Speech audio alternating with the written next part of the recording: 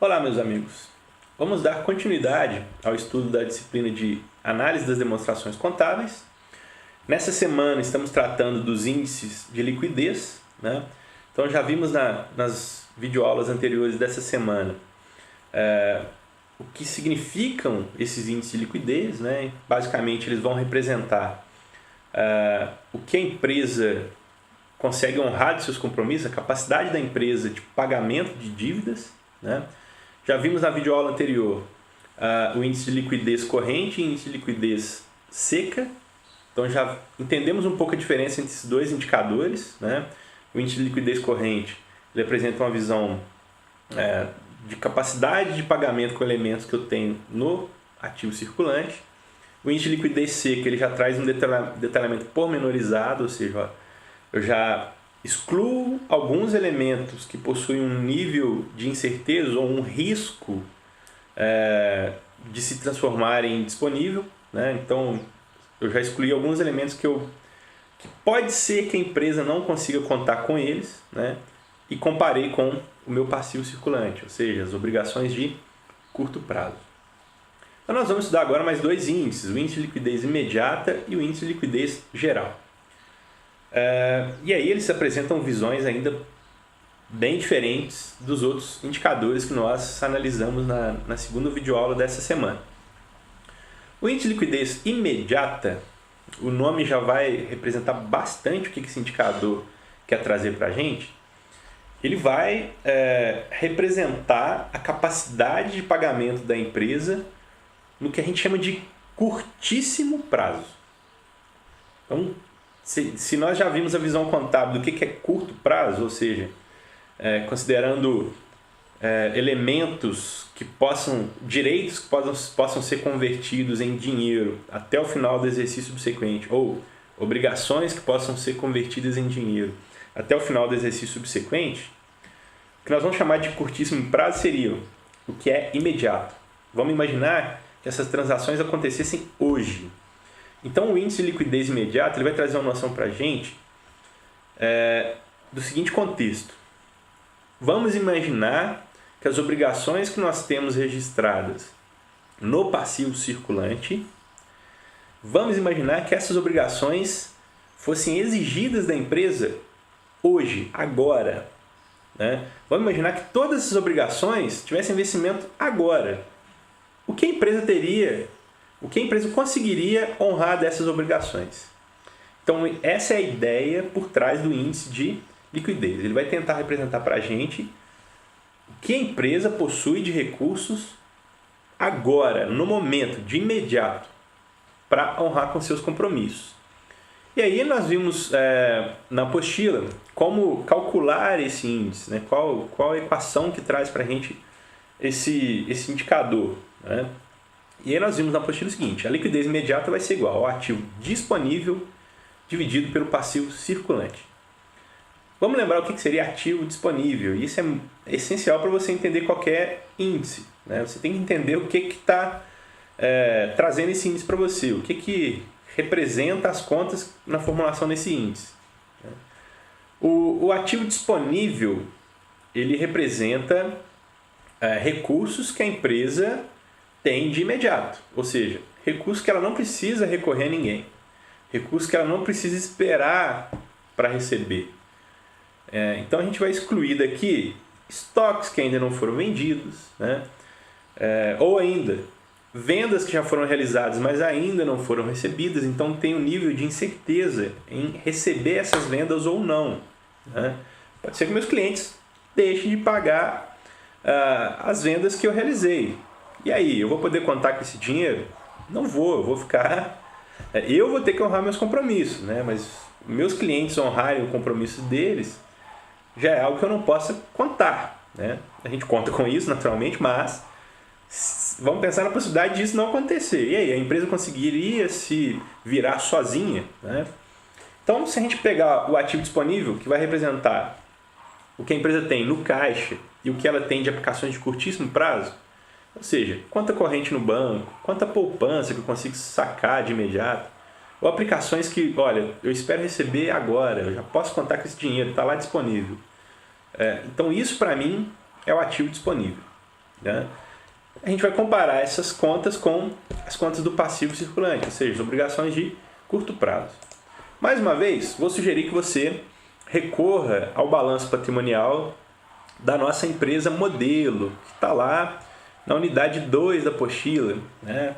Então nós vamos pegar o balanço aí, mais uma vez vou trabalhar com o ano de 2017, e aí você, para treinar, faça o cálculo desse índice também para o ano de 2016. Isso vai te ajudar a compreender ainda melhor a análise desses índices, né? Fazer os índices, calcular, pessoal, ajuda bastante a entender, né, como funciona. Botando a mão na massa sempre fica mais fácil. Se a gente for calcular esse índice, o que nós vamos considerar como ativo disponível para a empresa modelo no ano de 2017? Quando a gente recorre ao balanço da empresa, nós vamos ver que o ativo circulante está composto pelas contas caixa, bancos, clientes e estoques. Dessas 4 contas, quais representam ativos disponíveis, ou seja, ativos que eu já posso usar o dinheiro, né? Conta caixa, e aí no ano de 2017 ela tem um valor de R$3.000, e a conta bancos, né? Que eu posso dar um cheque ou sacar o dinheiro, conta corrente. O dinheiro só não está na minha posse, né? Está na posse de um terceiro, que é o banco no caso. Então esses são os elementos que representam recursos disponíveis de imediato. Se a gente somar o valor da conta caixa no ano de 2017 e o valor da conta bancos, nós vamos ter um valor total de R$8.000. Ok, então agora nós vamos comparar isso com o nosso passivo circulante. O passivo circulante tem um valor de R$14.000. Então se eu dividir 8.000 por 14.000, eu vou encontrar um índice de 0,57. Aproximadamente 0,57. Se você de repente arredondar a conta aí, pode dar um valor um pouquinho diferente, mas bem aproximado disso, né? O que isso vai significar para a gente? Como a gente vai interpretar esse índice?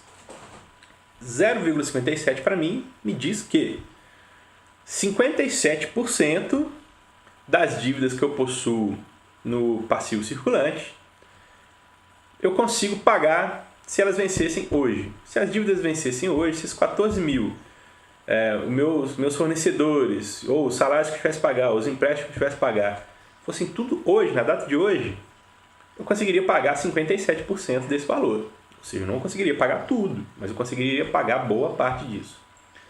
Ou ainda, aquela análise que a gente tem feito, né, para os outros 2 indicadores que nós já analisamos. A cada R$1 de dívida que eu possuo de curto prazo, eu possuo 57 centavos para honrar essas dívidas. Okay? Então, não consigo pagar tudo, mas eu consigo pagar a boa parte. Mais uma vez, esse índice é um índice bom ou um índice ruim, né? Esse 0,57? Não sei, né? A literatura recomenda que quanto mais perto de 1, melhor, né? Quanto mais perto de 1, mais folga financeira a empresa possui. Mas isso não é um padrão, né? Dado algum contexto econômico, esse índice pode reduzir ou pode também pode aumentar, né? Ou ainda, empresas de determinado setor, elas não têm o hábito de deixar um capital circulante, né? Elas acabam aplicando mais recursos de longo prazo. Então, eu vou ter que entender o contexto que a minha empresa está inserida. Ok? Dentro dos índices de liquidez também, o último índice que falta para a gente analisar seria o índice de liquidez geral. E o índice de liquidez geral, então, ele já faz uma análise mais ampla das dívidas, ou uma análise considerando prazos maiores. Então, eu vou comparar o total de recursos disponíveis, ou total de recursos aplicados no ativo, que eu posso converter em dinheiro, com todas as obrigações que eu possuo, inclusive as de longo prazo. Então, se a gente analisar a equação que a gente apresenta aí na apostila, o índice de liquidez geral, a gente vai somar o ativo circulante com o que a gente chama de realizável a longo prazo, ou ativo realizável a longo prazo. Esse ativo realizável a longo prazo seria um elemento do agrupamento ativo não circulante. Seria o primeiro elemento que aparece no ativo não circulante. No caso da nossa empresa modelo, se você for tentar fazer essa conta, né, no ativo não circulante a gente tem investimento, máquinas, edifícios e intangíveis. Então a gente não tem essa conta ativo realizável a longo prazo. Tá? Esse ativo realizável a longo prazo basicamente são vendas em longo prazo. Só que a empresa modelo que a gente sugeriu aí para vocês não tem vendas em longo prazo. Então, então não tem como eu calcular esse índice para a empresa modelo? Tem. Eu só não vou somar o realizável a longo prazo ao meu ativo circulante, porque simplesmente a empresa não possui isso. Então, eu vou trabalhar com ativo circulante somente. E eu vou dividir esse ativo circulante pelo passivo circulante mais o passivo não circulante. No caso da nossa empresa modelo, para a gente aplicar isso e ter uma noção melhor de como interpretar esse índice, nós vamos então pegar o ativo circulante, que no caso é 12.200. Como não temos um ativo realizado a longo prazo, a empresa não faz vendas em longo prazo, nós vamos trabalhar somente com ativo circulante. E aí nós vamos dividir esse ativo circulante pelo somatório do passivo circulante mais passivo não circulante. O passivo circulante no ano de 2017 da empresa modelo, ele representa R$14.000. E o passivo não circulante representa R$18.000. Nós somarmos esses dois, temos um total de R$32.000 em obrigações para essa empresa. E aí nós vamos comparar isso com o ativo circulante. Então eu vou dividir 12.200, que é o ativo circulante, por R$32.000, que seria o total de obrigações. Nós vamos encontrar, nesse caso, um valor de 0,38, ou um índice de 0,38. O que isso representa para a gente? Olha, hoje, a situação dessa empresa, ela consegue honrar com 38% das dívidas totais. É um índice bom ou um índice ruim? Um índice bom ou um índice ruim? Não sei, não faço ideia. A gente tem que comparar isso com vários outros elementos. A literatura, mais uma vez, vai recomendar que quanto mais próximo de 1, melhor, porque significa mais folga financeira. Mas isso não se aplica a todas as empresas, ok? Outra análise que a gente vem fazendo também dos outros índices é 0,38 vai significar para mim que do total de obrigações que eu tenho, para cada R$1 de dívida, eu tenho 38 centavos para pagar. Só que esse índice a gente vai comparar ele com os outros índices de liquidez que a gente já calculou. E aí a gente vai chegar à conclusão que, olha, essas obrigações de longo prazo, elas ainda não representam uma preocupação para a empresa. Então esse índice a gente vai analisar ele com uma certa, vamos pensar assim, até uma certa displicência. Olha, eu vou analisar ele, mas eu tenho que comparar com os outros índices de liquidez que eu já calculei, que representam valores que eu tenho que me preocupar com mais proximidade, com a pressa maior, né? Então, esse é o índice de liquidez geral, né? Eu vou verificar o total de recursos disponível com o total de obrigações a pagar. Mas isso me traz uma informação ainda um pouco nebulosa. Eu vou ter que comparar eles aos outros índices de liquidez para tomar uma decisão, ok?